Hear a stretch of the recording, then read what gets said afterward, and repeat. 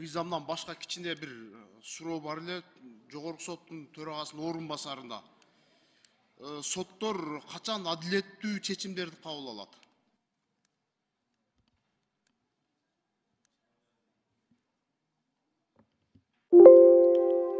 Кабыл алып келатат.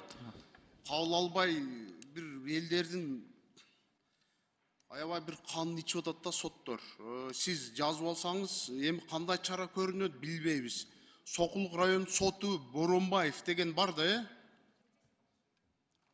Андан тышкары Чүй областын соту Аккозуев деген. Булар бир семьянын жерин бир мошенник мыйзамсыз сатып берген да, фальшивый доверенностьторду коюп, колдоруну коюп, нотариус менен сүйлөшүп, ушул жерин алдырып берип атат буларчы. Мошенниктерге. Сиздердин соттор мыйзамсыз чечимдерди кабыл алып атат да. Мында кандай чара көрөбүз буларга?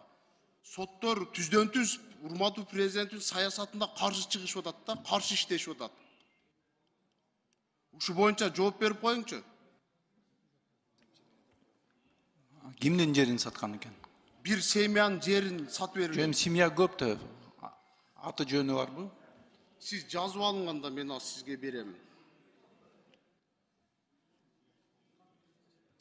Мен кат жүзүндө жиберсем болобу же сизге азыр айтайынбы? Хорошо, кат жүзүнөн берип койсоңуз, карап туруп мыйзамдуу чечим чыгарабыз.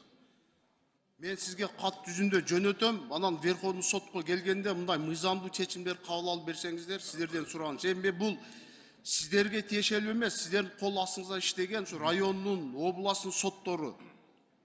Берсеңиз карап көрөбүз. Адилеттүү чечимдер чыгарыш керек да, адилеттүү чечимдерди. Бир семьяны жөндөн жөн мындай күйдүрүп бербеш керек да.